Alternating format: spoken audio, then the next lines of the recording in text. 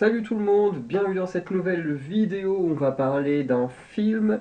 Voilà, je vais enregistrer mon écran pour que vous puissiez voir apparaître mon diapo et on va pouvoir débuter. On est bon, ça marche beaucoup mieux qu'hier. Speak No Evil, voilà, pour ceux qui ne le savent pas, et je pense que sur cette chaîne-là vous ne savez pas, parce que je crois que j'ai parlé de mon week-end cinéma uniquement sur ma chaîne principale, qui n'a rien à voir avec le cinéma, mais parce que j'avais des choses à visionner pour cette chaîne-là, mais que, bah voilà, euh, temps de visionnage, montage, enregistrement, en plus, trois films à voir ce week-end, ça rendait un peu plus compliqué de tout mêler, mais j'ai quand même réussi. En tout cas, pour ma chaîne principale, tout est déjà sorti. Et maintenant, bah, j'attaque cette chaîne cinéma, où vous aurez trois films à venir. Alors, je ne mettrai pas tout la même semaine, parce que bah, y a quand même les vidéos autour de meurtre, mode d'emploi. Faut que je fasse le montage des vidéos sur les X-Men 97 et que je fasse mon bilan de X-Men 97, voilà, et que je sorte tout ça également. Enfin bref, sur la chaîne cinéma, de toute façon, il y a toujours des trucs qui sortent, donc ça c'est plutôt cool comparé aux autres. Et quand je dis les autres, c'est mes autres chaînes qui, pour certaines, ont moins de chances d'avoir autant de contenu. Mais parmi ces trois films, du coup, il y a Speak No Evil dont on va parler aujourd'hui. Il y a Beetlejuice, qui sera la deuxième vidéo de ce week-end du combien on était 28-29 septembre. Puisque bon, je pense qu'il y a au moins une vidéo qui sortira une semaine après ce week-end, donc ils imaginent pas qu'ils se trompent pas de week-end, voilà. Et là, après avoir tourné cette vidéo-là et celle de Beetlejuice, je vais aller voir Megalopolis. Voilà. Et je précise bien qu'on était le week-end du 28-29 parce que si j'ai pu voir autant de films au cinéma, c'est tout simplement parce que c'était le week-end où les films étaient à 5 euros. Voilà, donc j'ai profité pour voir Speak No Evil et Beetlejuice à 5 euros. Et après Megalopolis, lui, je vais le voir gratos parce que j'ai des places gratos pour un cinéma qu'on m'a offert pour mon anniversaire. Et du coup, bah, j'utilise enfin, au bout de 4-5 mois, ma première place sur les 10. Donc voilà. Speak No Evil, du coup, je vais faire la plupart des reviews de films que je vais voir au cinéma et même hors cinéma de cette manière-là. Donc à chaque fois, ce sera sur un diapo. Vous comprendrez mieux. Je ne sais pas encore si cette vidéo Speak No Evil sortira avant ou après. Je pense plus après. Mais j'ai sorti une vidéo euh, où en gros j'explique à nouveau les changements. Alors je sais qu'il y en a une qui est sortie il n'y a pas si longtemps que ça, il y a à peine un mois et demi.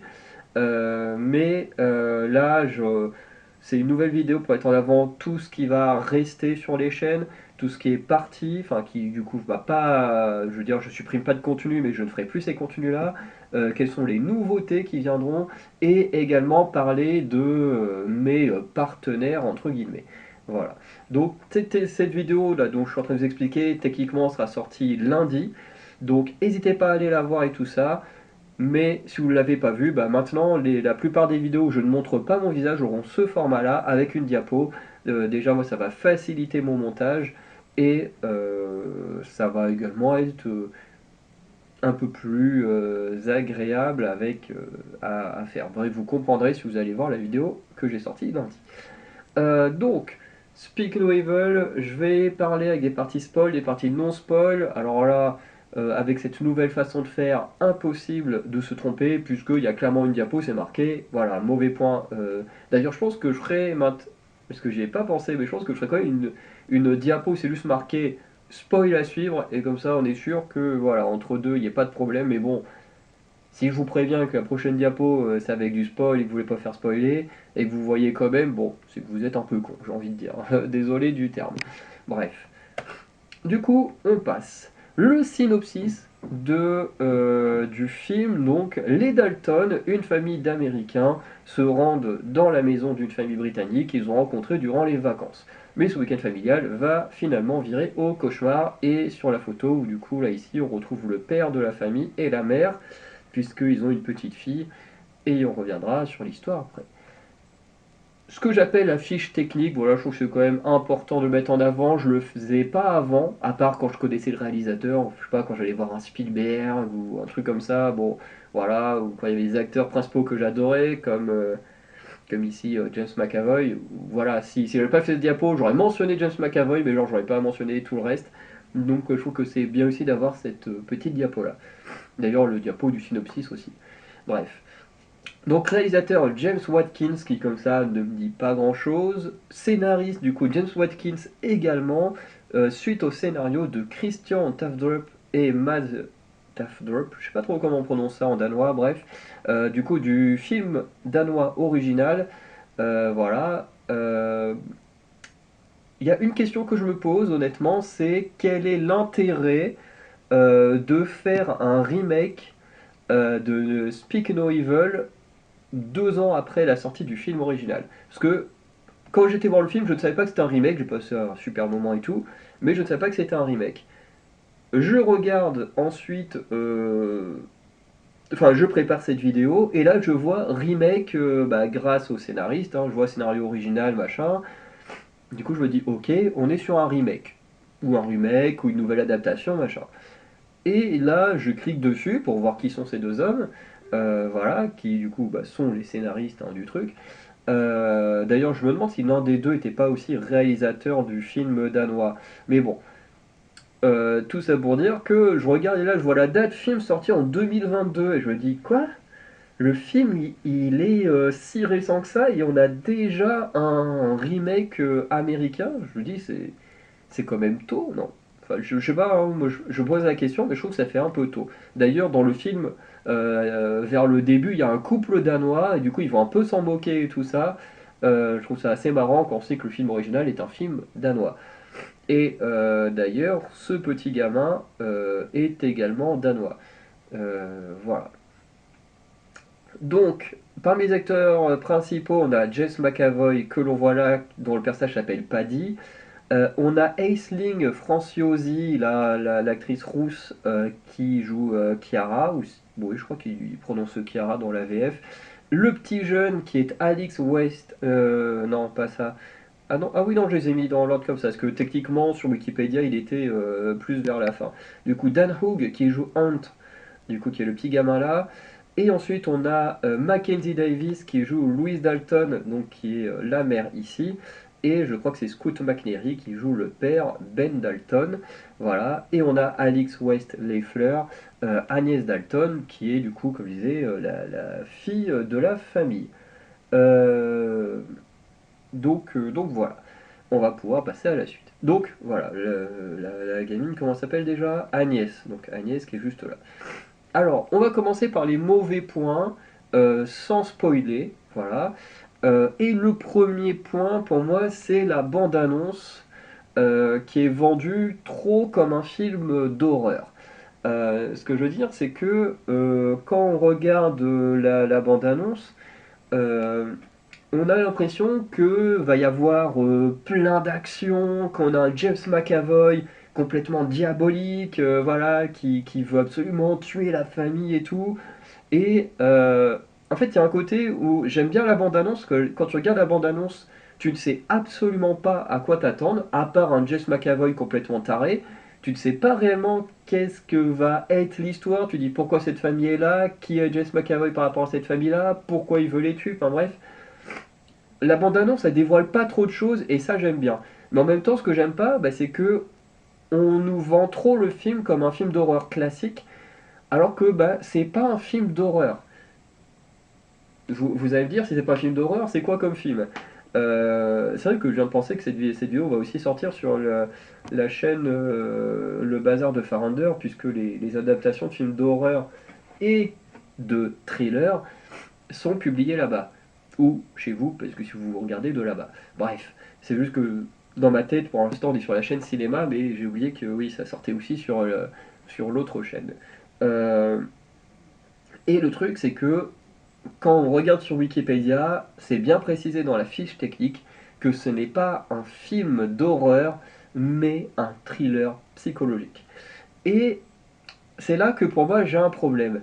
C'est que du coup, la bande-annonce ne vend pas le film comme un thriller, mais comme un film d'horreur. Et ce qui fait que, personnellement, ça n'a pas joué sur mon visionnage, mais par exemple, quelqu'un qui s'attendait à un film un peu classique, un slasher ou un truc du genre, ou un film un peu à la The Strangers, enfin bref, et je parle de celui de 2008, pas les plus récents que j'ai pas vus, mais, mais ce que je veux dire, c'est que si quelqu'un s'attendait à ce genre de film avec beaucoup d'action et tout ça, eh ben c'est pas le cas. Il y a de l'action que dans les peut-être 15-20 dernières minutes sur les 2 heures. Tout le reste, c'est vraiment du film d'ambiance. Alors moi, j'appelle ça du film d'ambiance, mais voilà, on est dans un thriller psychologique, et les thrillers psychologiques, en général, tu as de l'action que à la fin. Et dans ce film-là, c'est comme ça. Et c'est pour ça que j'ai un peu peur que beaucoup de gens puissent être tombés sur ce film avec la bande-annonce qui est quand même très cool. Tu vois un James McAvoy en taré et tout, ça a l'air trop bien. Et en fait, quand tu vois le film, bah, t'as pas d'action. Et à part encore une fois, les 15 à 20 dernières minutes.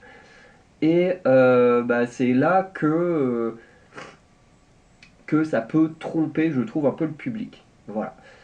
À côté de ça, on a deux sujets qui sont importants et mal abordés dans le film. Alors, j'en parlais d'un ici, le deuxième, j'en parlais dans la partie spoil, parce que ça spoil plutôt, plus ou moins, les raisons pour lesquelles Jess McAvoy est taré dans le film. Donc, bien sûr, je ne vais pas le spoiler si certains n'ont pas encore vu ce film et comptent le voir. Ou ne savaient pas que ce film existait et comptent le voir. Enfin bref, vous voyez ce que je veux dire. Donc, on a ici un sujet mal abordé qui est l'écologie, notamment au prisme de la mère, donc qui est Louise, oui, qui est Louise Dalton, et qui du coup est assez mal. En fait, il y a des scènes où je trouve que c'est vraiment bien foutu pour mettre de la tension, et il y a des moments où je trouve que c'est très mal foutu. Par exemple, scène où le rapport à l'écologie est très bien fait, ou du moins par rapport à la conscience écologique, c'est que très très tôt, on découvre que le personnage de Louise est alors végétarienne ou végétalienne. Hein. Honnêtement, je ne connais pas toutes les nuances de personnes qui ne mangent pas de viande. Voilà. On va dire qu'elle est végétarienne. En tout cas, elle ne mange pas de viande. C'est l'idée principale, en tout cas, du personnage. Parce qu'elle mange pas de viande, mais elle mange du poisson. Bref. Donc, toutes ces nuances-là, moi, je les connais pas spécialement. Parce que moi, je mange de tout. Plus rare que je mange du poisson, mais je mange de tout. Donc, voilà, moi, j'ai pas ces nuances-là. Euh, mais du coup, le sujet important, enfin une scène importante, enfin que je trouve importante parce que vraiment elle met mal à l'aise. Je pense qu'une personne qui serait végétarien devant cette scène serait hyper mal à l'aise. C'est en gros, tu as une scène où ils sont dans la maison de Paddy, donc de James McAvoy, là, avec sa belle chemise rouge. Euh, Et ils sont dans sa cuisine, ils viennent d'être accueillis et tout, et Paddy et sa femme, ils ont préparé un repas, tout ça. Et voilà, en gros, alors que la femme elle a dit précédemment qu'elle ne mangeait pas de viande et tout ça, je vous comprendrai un peu plus tard. Enfin non, de toute façon, je crois que dans le synopsis, c'est précisé, hein, oui, qu'ils se sont rencontrés pendant les vacances. Donc quand ils se sont rencontrés pendant les vacances, du coup, ils, euh, ils savaient que Louise ne mangeait pas de viande, et pourtant, quand ils l'accueillent, Louise et tout ça, chez eux, ils ont tué, alors je sais pas trop si c'était une dinde ou je sais pas quoi, mais bon, ils ont tué une volaille qu'ils avaient chez eux, pour la faire manger bah, à la famille, encore comment elle s'appelle, la famille Dalton. Euh, et la scène elle est hyper malaisante parce que Paddy il commence à couper un morceau de viande qui dit être le meilleur morceau sur l'animal. Et au lieu de le faire goûter à Ben, il décide de le faire goûter à Louise. Et là, t'as une tension un peu chelou parce que t'as Louise qui fait non, non, mais moi je vais déjà dire, je suis végétarienne et tout. Et t'as Paddy qui insiste en mode si, si, non, mais c'est le meilleur morceau, t'inquiète pas et tout. Et vraiment, lui, il insiste à mort, et les autres, ils sont un peu autour en mode, on sait pas trop quoi faire, parce que quand même, physiquement, le personnage de James McAvoy, on dirait pas comme ça quand on regarde la photo ici, mais vraiment, physiquement, il en impose. surtout comparé à Ben Dalton, hein. Euh, et, euh, et du coup, bah, le personnage, bah, la plupart des personnes ont tendance à s'écraser autour de lui. Tu sens qu'il a une aura assez pesante et il fait bouffer de la viande à Louise. Et je trouve que sur cette scène-là, je trouve que c'est plutôt intéressant parce que tu as toujours des gens qui mangent de la viande, qui se foutent de la gueule ou qui ont tendance à n'avoir rien à foutre de ce que peuvent penser ceux qui ont un peu cette conscience écologique et qui, du coup, pour ces raisons-là, parce que c'est raison de Louise, c'est plus question de conscience écologique qu'elle est devenue végétarienne. Et du coup, tu as toujours des gens, entre guillemets, carnivores, omnivores, voilà, qui vont se foutre de la gueule de ces gens-là, qui vont pas respecter leur choix de vie. Et d'ailleurs, parmi les végétariens et compagnie, il y en a quand même pas mal aussi qui respectent pas les choix de ceux qui continuent de manger de la viande et tout. Enfin bref, ça reste des débats très compliqués.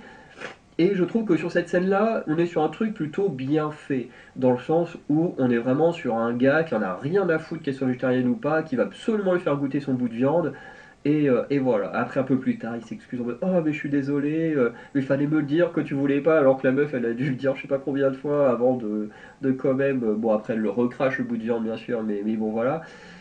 Mais là où je trouve que c'est mal abordé, c'est qu'un peu plus tard, on a les deux couples, du coup, Louise et Ben, ainsi que Paddy et Chiara, qui vont dans un petit resto et qui vont commencer un peu à parler d'écologie. Puisque globalement, Louise a dit oui, moi je mange pas de viande parce que bah, voilà, avec la chasse de masse, enfin, pas mal d'animaux en voie d'extinction, enfin bref, elle le dit pas comme ça, mais bon, on comprend que c'est à cause du fait qu'il y a beaucoup trop d'animaux qui meurent à cause de ça. Du coup, Paddy il lui réplique oui, alors du coup, ça te dérange qu'il y ait trop d'animaux qui soient tués pour manger, mais par contre, la pêche industrielle, ça te dérange pas. Tu manges quand même du poisson alors qu'il y a la pêche industrielle et tout. Enfin bref, tu vois, il commence à installer un peu un débat par rapport au fait que, bah oui, il y a peut-être beaucoup d'animaux qui meurent pour qu'on mange. Même des fois des animaux qu'on tue et tout, qui ne sont même pas pour qu'on puisse manger. Enfin bref, ça va être un énorme problème, hein. Ça, je ne dis pas le contraire. Et du coup, le personnage de Louis, quand même, bon, moi, je mange quand même du poisson, mais c'est vrai qu'il y a également le même problème dans la mer avec la pêche industrielle et tout ça. Et du coup, on commence à installer un peu un débat et tout, et tu te dis, bah ouais, là, tu commences à mettre un truc intéressant et tout ça, et t'as le personnage de Ben qui va un peu tout casser, parce qu'il sent que les deux personnages ne sont pas d'accord sur le truc, et puis il va lui dire, oui, bah c'est une question compliquée, donc passons à autre chose. Et du coup, Paddy fait oui, oui, oui, oui, enfin, oui, oui, c'est une question compliquée, et puis, hop, et puis on passe à autre chose. Et je trouve ça super dommage parce que l'écologie, ça reste des sujets hyper importants et tu peux pas les balayer comme ça d'un coup. Surtout que le coup de faire manger de la viande et être végétarienne, j'ai trouvé ça cool parce que ça montre à quel point tu as des gens qui ne respectent pas les avis des autres. Mais parler de la pêche industrielle et tout ça, bah, c'est quand même un sujet hyper important.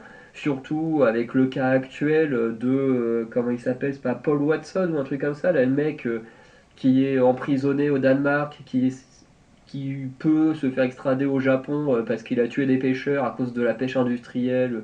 Alors je sais pas si c'est que la pêche industrielle, mais bref, le mec a commis des crimes à cause de la pêche et tout. Donc quand tu sais que tu as des histoires comme ça, réelles, qui existent et tout, tu te dis tu peux pas balayer un sujet aussi important. Tu peux pas juste dire oui bon bah c'est une question compliquée donc on en a rien à foutre, on passe à autre chose. Donc au final, c'est soit t'en parles et tu fais quelque chose d'intéressant, soit t'en parles pas. Tu peux pas juste dire on amorce le sujet et finalement oh bah c'est trop compliqué comme question donc on passe à autre chose. Moi honnêtement, ça m'a un peu dérangé parce qu'on sent que par moments ils essayent, tu vois, de mettre un peu ce côté comment dire enfin, je veux dire de notre époque, hein, voilà, où on parle de sujets beaucoup plus autour de l'écologie, beaucoup plus autour de la sexualité et tout ça, enfin bref, du genre et tout. Donc tu sens que par moments ils essayent d'approcher ces sujets-là, mais qu'en même temps ils abordent jamais trop précisément et tout ça. Bref, j'ai trouvé ça dommage.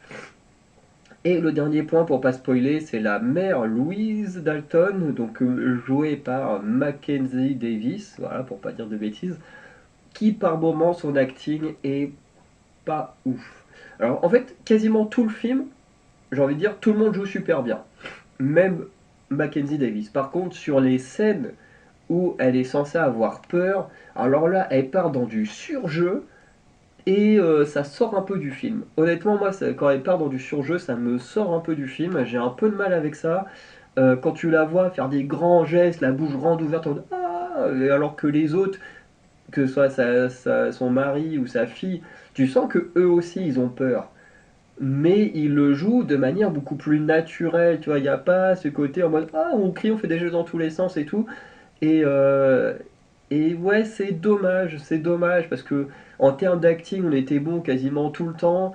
Et sur ce moment où elle est censée avoir peur, à deux reprises, franchement pour moi il n'y a que deux scènes, voilà, mais c'est quand même deux scènes où tu te dis putain, pourquoi elle réagit comme ça? Parce que même dans la salle de cinéma, bah, t'as des gens qui rigolaient, quoi. Dès qu'elle était en train de jouer la peur, bah, les gens, tu vois, ça a sorti tout le monde du film. Les gens étaient plus en train de rigoler que de vraiment te stresser devant le film. Et je trouve ça dommage. Je trouve ça dommage qu'elle soit allée dans du surjeu et puis que le réalisateur ait laissé passer ça parce que peut-être que pour lui, il disait, bon, bah, c'est normal, c'est vrai que dans beaucoup de films d'horreur, il y a du surjeu. Euh, mais. euh, mais c'est vrai que bah, au final, bah, ça a plus fait rire qu'autre chose. Enfin, en tout cas, dans ma salle de cinéma, ça a plus fait rire qu'autre chose. Bref. On passe aux bons points. Donc les bons points, on a l'histoire qui, bien qu'elle est longue, on reviendra un peu après là-dessus, mais bien qu'elle est longue, elle est très prenante. Euh, je compare avec Beetlejuice dont on parlera. Alors moi, je vais en parler juste après, en fonction de l'heure à laquelle finit cette vidéo, sinon j'en parlerai en revenant du cinéma. Mais par exemple, dans Beetlejuice, les deux films durent autour des 2 heures. Il y en a un où il y a plus ou moins un peu d'action, un peu de fantastique et tout ça. Par moment, enfin, je peux vous dire, il y a des moments où j'étais en train de gigoter partout sur mon siège. Voilà, j'étais pas, voilà, je bougeais tout le temps, voilà. Des moments où j'avais même, il y a un moment où j'hésitais même à regarder mon téléphone pour voir l'heure qu'il était. Pas que je m'ennuyais tant que ça, mais je me disais, c'est long, quand est-ce qu'il se passe quelque chose, quoi. Euh, alors que là, avec Speak No Evil, le film est long, mais je me suis jamais ennuyé. Franchement, j'étais devant l'écran. Par moment, je me suis demandé quand même à quel moment allaient arriver les scènes d'action qu'on a vues dans la bande-annonce. Mais en soi, je me suis pas ennuyé plus que ça. Franchement, j'étais en mode. Je m'éclate en fait, j'adore ce qui se passe, c'est trop cool quoi. Donc, l'histoire elle est très longue, parce que bon, ça dure presque 2 heures, c'est quand même long. Mais en vrai, on passe un super moment. Si vous aimez ce genre de film, un peu à la The Strangers, je vais expliquer la référence à The Strangers quand j'attaquerai l'ambiance pesante. Franchement, moi j'ai passé un super moment. The Strangers, c'est peut-être mon film d'horreur préféré. Donc voilà. Les visuels, les visuels, ils sont magnifiques. On a plusieurs visuels. On a celui de l'Italie, donc quand les deux couples se rencontrent, ils se rencontrent en étant en vacances en Italie. Ils sont dans une sorte de ville, un peu ville forteresse et tout. Des fois, tu as des plans je pense, que c'est des plans de drone et tout. C'est magnifique à voir. Quand on va chez Paddy et tout, il a une grande ferme et tout. Pareil, quand tu as des plans un peu en hauteur et tout, c'est magnifique. Il y a un moment donné aussi où Paddy et Ben, ils se retrouvent dans un champ à côté d'une sorte d'énorme monument et ils hurlent tous les deux pour un peu évacuer le stress, ces choses-là, la colère et tout. Et franchement, les plans, ils sont magnifiques, les lieux, franchement, c'est très très beau. Bref, j'aime beaucoup les choix de lieux dans lesquels ils ont tourné. Ensuite, James McAvoy, voilà, comme je disais, tout le monde a très bien joué, mais James McAvoy, il, il crève l'écran. Franchement, il est incroyable. Euh, j'aime, j'aime trop cet acteur, hein, voilà. Déjà, dans Split, on avait vu qu'il était capable de faire des choses incroyables. Mais alors là, franchement, j'adore. Il est menaçant juste par sa présence. Et il n'y a même pas besoin qu'il dise quelque chose, qu'il fasse quelque chose de grave. Juste, il est menaçant tout court. Voilà, tu le vois, il est menaçant. En fait, il est menaçant et gentil en même temps. En fait, c'est ça qui est chaud. Parce que tu vois, tu vois, c'est ton pote un peu trop collant, un peu beauf. Tu vois, c'est vraiment ton pote un peu relou.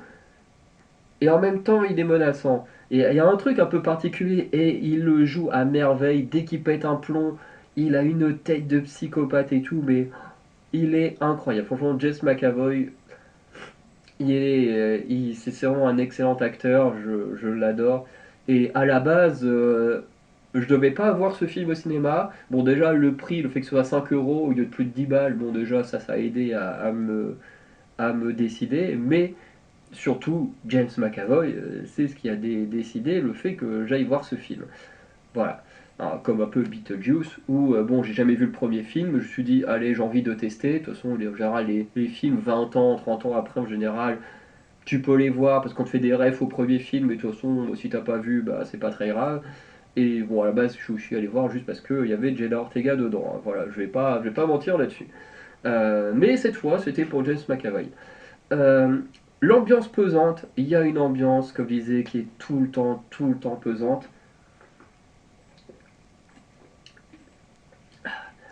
Et en fait, elle est tout le temps pesante parce que, comme je disais, le personnage de James McAvoy, il a un côté gentil et terrifiant en même temps. Ce qui fait que tu as des scènes où tu te dis, il a deux doigts d'exploser, où il fait peur, et ensuite il redevient super cool et tout. Enfin bref, l'ambiance, elle est particulière. Il y a un moment donné où tu as Agnès qui veut faire de la balançoire, et tu as Hunt qui est juste devant et tout. Et, euh, Et du coup, Agnès, elle demande à Ant de se décaler, sauf qu'il veut pas. Et là, t'as Paddy qui arrive, qui te le chope. Mais vraiment, il te le prend, il te le retourne là, devant lui. T'as l'impression qu'il va le dégommer devant tout le monde, le gamin. Tu dis, waouh. Et franchement, c'est chaud. En plus, il le regarde, il fait, allez, vas-y, maintenant, pousse là et tout. T'as l'impression que, ouais, il va exploser. C'est comme la scène de la danse où Agnès et Ant ils font une petite chorégraphie sur, je sais plus comment s'appelle la musique, mais c'est une musique méga connue, voilà, où tout le monde a déjà entendu cette musique, et je pense beaucoup de gens ont dansé cette chorégraphie dans les années 2000, hein, j'imagine, 90-2000. Mais voilà. Et là, pareil, il pète des câbles parce que Ant il danse très mal la choré, enfin il est pas en rythme et tout. La scène, pareil, elle est hyper malaisante, elle est terrifiante, que vraiment tu sens qu'il a deux doigts, pareil, de dégommer le gamin et tout. Enfin bref, euh, t'as une ambiance pesante de par la présence de James McAvoy. Une autre chose qui fait que l'ambiance est assez pesante et qui rappelle The Strangers de 2008, c'est que dans The Strangers 2008, quand le film il commence, on se retrouve avec un couple euh, qui est plus ou moins en rupture. Parce que ça fait un moment que j'ai vu ce film, mais de mémoire ils sont moitié en rupture, de mémoire le héros avait fait sa demande à sa femme, qui a refusé la demande, machin, donc t'as une ambiance hyper pesante quand le film commence, et ensuite bah t'as les mecs au masque là qui viennent, qui les harcèlent toute la nuit, qui les agressent et tout. Bref.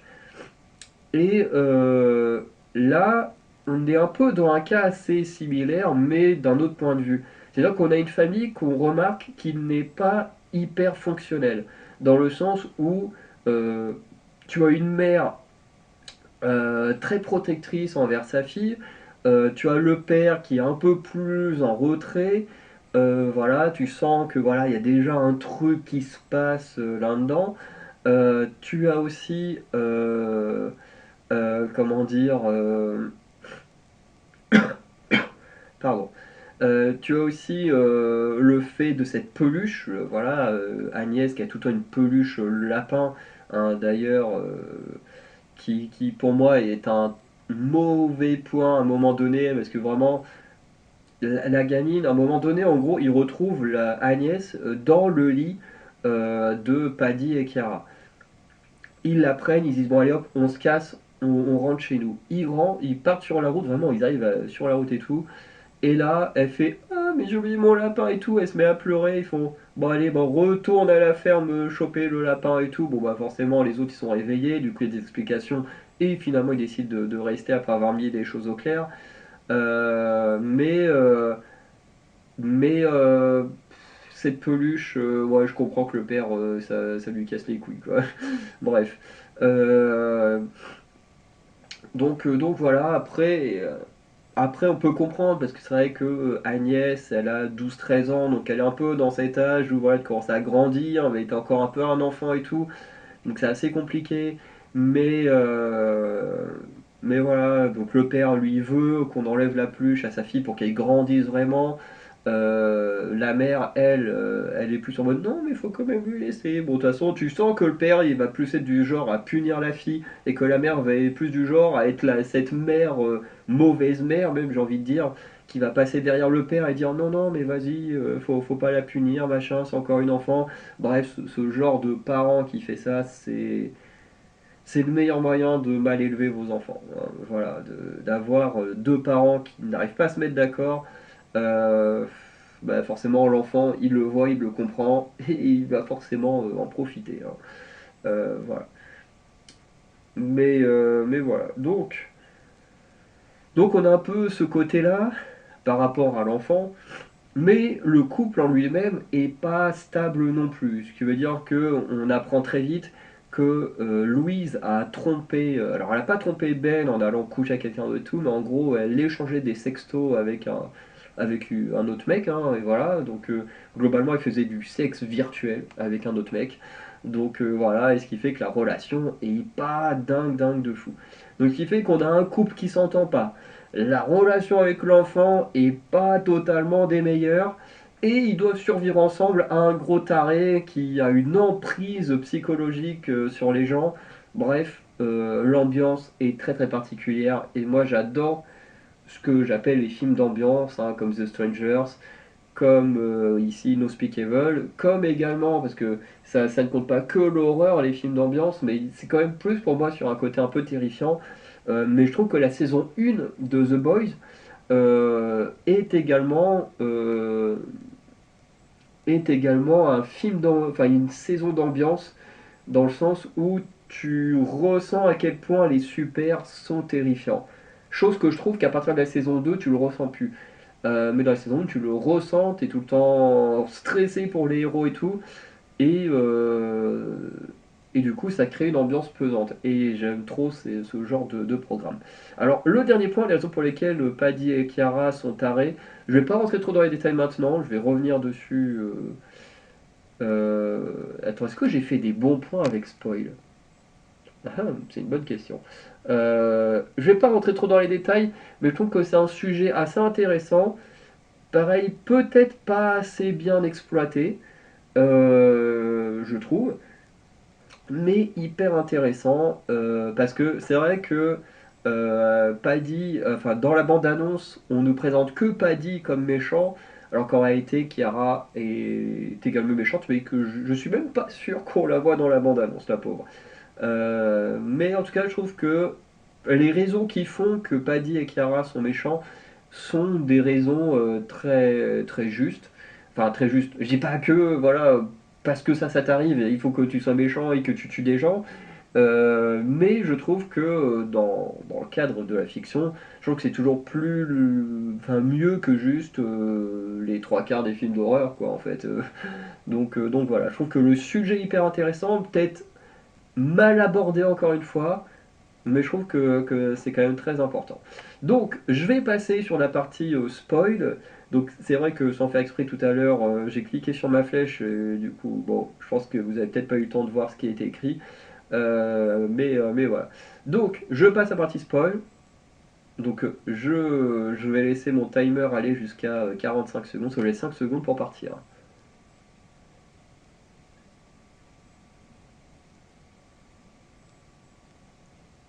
Bon, en vrai, je vous ai laissé plus. Mais voilà.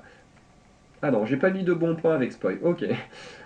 Du coup, dans les mauvais points avec spoil, ok, c'est parce que le sujet mal abordé, ok, ok. Du coup, pour moi, voilà, dans les mauvais points avec spoil, c'est que. Alors, je sais pas pourquoi j'ai mis la longueur du film en spoil. Mhm. Mais en gros, le film, pour moi, il est un peu trop long sur le début du film. C'est-à-dire que le début du film, on est en Italie et on passe beaucoup, beaucoup. de temps. C'est-à-dire que on est d'abord avec, ouais, en fait, c'est peut-être pour éviter de trop en dire, en fait, que j'ai mis ça en spoil. Mais en gros, on a la famille qui arrive pendant leurs vacances en Italie. On voit un peu la dynamique de la famille principale, on voit un peu la dynamique de la famille de Paddy.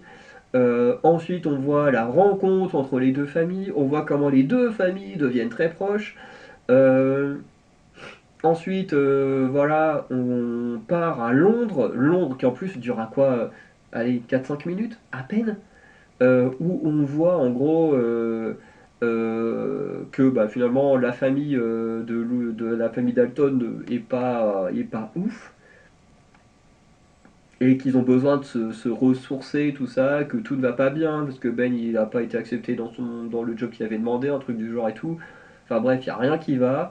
Euh, mais, euh, mais ils décident quand même voilà, d'aller faire un week-end chez Paddy, parce qu'ils ont reçu une petite carte. Ils sont pas trop d'accord au début pour y aller, puis voilà, Louise au final elle cède pour y aller. Et ensuite, voilà, on a un moment sur la route parce qu'ils n'arrivent pas à trouver la route pour aller là-bas et tout. On arrive ensuite chez Pazzi et à partir de là, j'ai envie de dire, le film commence vraiment à ce moment-là. Mais t'as facile 15-20 minutes au début du film, en vrai, où tu peux tout cutter, hein. Tu peux facilement tout cutter, hein. Je veux dire, tu peux même commencer le film quand le couple, enfin la famille Dalton, arrive chez Paddy, très clairement. Et en vrai, leur rencontre, tu peux facilement l'expliquer au travers d'un dialogue. Où tu montres rapidement ce qui s'est passé en Italie, et ensuite tu vois les Dalton sur la route pour aller chez Paddy, mais déjà le passage à Londres, il sert à rien, parce qu'on revient sur ce point-là, parce que quasiment tout ce qu'on explique à Londres, c'est que bah, tout se passe pas bien. Mais ok, de toute façon on se rend compte tout le long du film qu'il n'y a rien qui se passe bien, donc pourquoi nous montrer ça à Londres? En plus, le gros cliché de Londres où ça pleut des cordes et tout, c'est. Bon, j'imagine bien qu'à Londres, il ne doit pas faire du soleil 365 jours sur 365. Mais personnellement, moi, quand j'ai été à Londres, il faisait super chaud. Je crevais de chaud, hein. Passer de Édimbourg à Londres, on avait un super soleil. Il faisait super chaud, alors qu'à Édimbourg, on avait passé plusieurs jours où il y avait du vent, il y avait de la flotte. Bon, pas tous les jours, il n'y avait que des jours où on avait du temps normal. Mais je peux vous dire que moi, j'ai pas vu le même Londres que là, hein. Donc bon, j'imagine bien que Londres doit sûrement avoir des réputations un peu comme la Normandie, la Bretagne et tout. Donc il doit absolument montrer, voilà, il pleut, machin. Mais bon, il n'y a pas que ça à Londres, voilà. Et pourtant, c'est moi qui déteste l'Angleterre, qui défend Londres. Mais en même temps, faut dire que quand je l'ai traversé, moi, il faisait super beau, hein. Donc voilà. Donc j'ai trouvé que c'était un peu trop cliché l'image qu'ils ont donnée de Londres. Et en plus, ça servait à rien. Franchement, tu l'enlèves, ça change rien parce que les trucs de la pluche, on en a déjà parlé quand ils étaient en Italie. Donc le remontrer à Londres, à quoi ça sert? Montrer que la famille va pas bien, tu t'en rends déjà compte pas mal en Italie, et tu t'en rends encore en plus compte une fois qu'on est chez Paddy, puisque c'est là qu'on apprend l'histoire des sextos et tout. Donc déjà la partie de Londres, réellement, tu l'enlèves, ça ne change rien au film. Et la partie en Italie, peut-être que montrer la rencontre entre les deux couples, pourquoi pas honnêtement, mais pas aussi long quoi. Montrer leur arrivée, montrer les repas. Oh là là, on n'a pas envie de manger avec les Danois. Oh, oh là là, mais franchement la partie en Italie est un peu trop longue, elle mérite d'être cutée, du moins que les morceaux soient cutés. Mais ça n'empêche pas que le film est très bon, hein, mais voilà.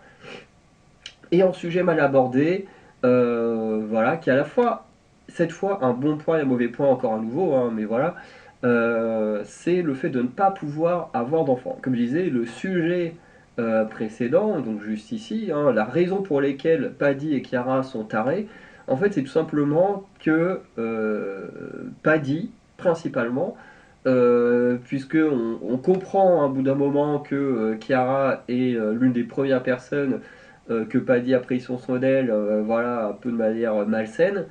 Voilà, et puis qu'on devient d'avoir un petit syndrome de Stockholm, hein, parce qu'il y a des moments où elle est pas trop rassurée où on voit qu'elle a des bleus et tout, mais en même temps, elle entre totalement dans le délire également, parce que bah, les deux essayent d'avoir un enfant, sauf que elle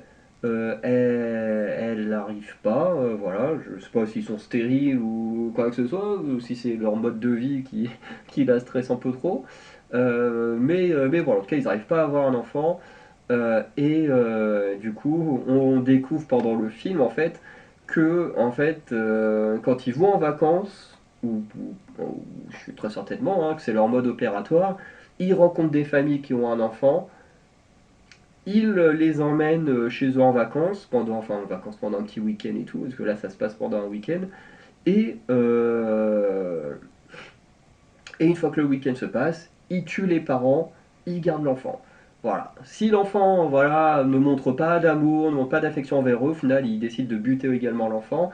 Et en fait on voit que sur les photos, à chaque fois, tu as toujours l'enfant d'avant, le nouvel enfant. Et ensuite sur l'album, parce que du coup Ant, à un moment donné, il montre à Agnès un album photo. Et ensuite, bah pareil, paf, t'as l'ancien enfant qui a disparu, le nouvel qui est là, avec encore un nouvel enfant, et puis bah du coup celui qui est devenu l'ancien, pouf, qui disparaît sur la photo d'après, et l'attaquer. Et ainsi de suite, et ainsi de suite, et ainsi de suite. Bref, c'est assez intéressant, mais mal abordé, dans le sens où, ben, à aucun moment, en fait, les deux personnages expliquent réellement qu'ils ont envie d'avoir des enfants, qu'ils n'y arrivent pas. Alors je crois que c'est mentionné à un moment donné, mais tu vois, c'est très rapide, c'est pas hyper bien expliqué. Euh, le fait qu'ils tuent pour avoir des enfants, pareil, on le comprend parce que Ant montre l'album photo à Agnès, et qu'ensuite Agnès elle prend une photo avec son téléphone et le montre à ses parents. Sauf que aucun moment les méchants eux-mêmes expliquent leur plan, expliquent pourquoi ils veulent des enfants. Bon, sur la fin, Paddy il dit bon bah voilà, maintenant que Chiara est morte, et ben Agnès, tu vas remplacer Chiara. La gamine elle a 12-13 ans, le mec il veut se taper une gamine, bon, complètement taré. Mais, mais voilà, ce qui est dommage, c'est que jamais Paddy ou Chiara expliquent leurs actes, un peu le monologue du méchant, pour expliquer à quel point ça les a dévastés de ne pas pouvoir avoir d'enfants, à quel point ils sont prêts à aller très très loin pour avoir des enfants, quoi. Et je trouve ça dommage que ce soit assez mal abordé, parce qu'en vrai c'est un sujet hyper important. Il y a beaucoup de familles qui ne peuvent pas avoir d'enfants à cause de la stérilité, parce que c'est des couples homosexuels ou autres, hein. Parce que bon, quand tu es un couple homosexuel ou même stérile, hein, tu peux toujours adopter et tout, mais c'est vrai que c'est pas la même chose que d'avoir son propre enfant auquel tu donnes naissance, enfin j'imagine. Parce que moi j'ai pas d'enfant, j'ai pas de copine, j'ai rien. Donc voilà, mais j'imagine à quel point ça peut être horrible. À un moment donné, ils parlent juste qu'ils ont tenté d'avoir un enfant qui est mort d'une maladie, mais c'est tout. Et, euh, et après, on sait pas trop, est-ce qu'ils ont réessayé d'avoir des enfants, puis finalement ils peuvent plus. Enfin, non, on sait pas trop, du coup, ils préfèrent kidnapper des enfants. Enfin, bref, c'est assez terrible. Et j'aurais aimé que ce soit un peu mieux abordé, parce que c'est un sujet assez important.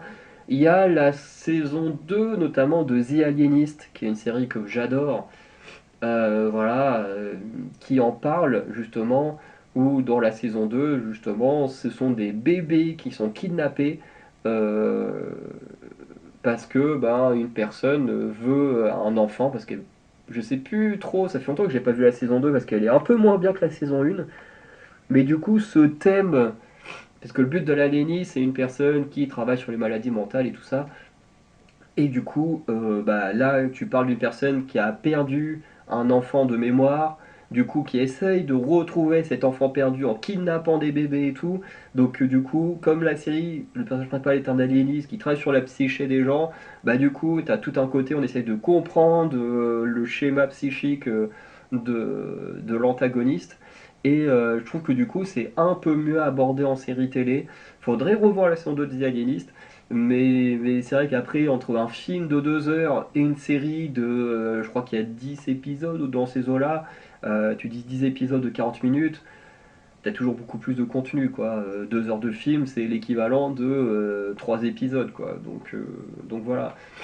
Mais voilà. Car moi, je trouve que cette raison, du coup, qui fait que Paddy et Chiara sont tarés, je trouve que c'est plutôt justifié. La perte d'un enfant, le fait de revouloir un enfant, de pas pouvoir en avoir, je trouve que c'est hyper intéressant de traiter un antagoniste, ou deux antagonistes plutôt, de cette manière-là.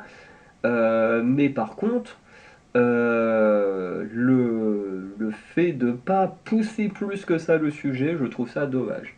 Je trouve ça dommage. Surtout qu'à côté, t'as eux qui essayent de former une famille un peu parfaite et tout, alors qu'en face, bah, ils ont une famille qui fonctionne pas très bien et tout, tu vois, ils pourraient en jouer, en profiter et tout, et pas trop. Enfin bref, je trouve ça un peu dommage. Voilà. Donc on va passer à la conclusion, et je pense que ma vidéo Beetlejuice, je vais la tourner plutôt en rentrant du cinéma. Mais voilà, en tout cas, c'était un film sur lequel j'ai passé un excellent moment qui est honnêtement plutôt terrifiant parce que c'est pesant. On a tout ce sujet de l'enfant qui est hyper important. J'ai pas parlé de sujets trop durs, mais on a quand même de la mutilation, hein, le personnage du petit gamin là, voilà, qui a la langue coupée. Alors on dit que c'est une malformation de naissance, enfin, et tout ça. Sauf que non, non, non, t'as une scène assez terrible, voilà, hein. Alors on ne voit pas ce qui se passe, mais bon, l'enfant il l'explique à sa manière et c'est quand même assez terrible. Voilà, et tu comprends très vite voilà, que les choses vont mal. Voilà, bon. Après, on reste sur un film d'horreur, t'as quand même des persos qui font des choix parfois un peu stupides et tout. Mais en vrai, c'est quand même bien foutu, hein. Voilà, c'est pas non plus méga stupide. Comme je veux dire, t'es pas dans Scream où le méchant il se casse la gueule toutes les 2 secondes à chaque fois qu'on lui fait une pichenette, quoi. Bon, j'exagère, mais en même temps, des fois, tu te dis Scream, c'est fou parce que tant que le mec il a le masque, il est ridicule à mort, quoi. Il se fait pousser, il se fait lancer des trucs dessus. Tu te demandes même comment il arrive à tuer des gens tellement il est con. Par contre, dès qu'il enlève le masque, le machin il est terrifiant et tout, le tueur. Enfin, les tueurs. Et tu te dis, ok, pourquoi quand ils ont le masque ils sont débiles et une fois qu'ils ont plus le masque ils sont terrifiants. Et là où je trouve que la série Scream est beaucoup plus forte, c'est que masque ou pas masque, le tueur ou les tueurs sont terrifiants tout le temps. Et il n'y a pas de comédie, il n'y a pas de comédie, oh, ben, je te pousse, je me casse la gueule, oh là là, machin, avec mon masque marrant. Non, dans la série Scream, si le mec il te chope, t'es quasiment sûr de mourir. Sauf s'il a prévu un truc plus terrifiant pour toi, mais t'es quasiment sûr de mourir. Et voilà.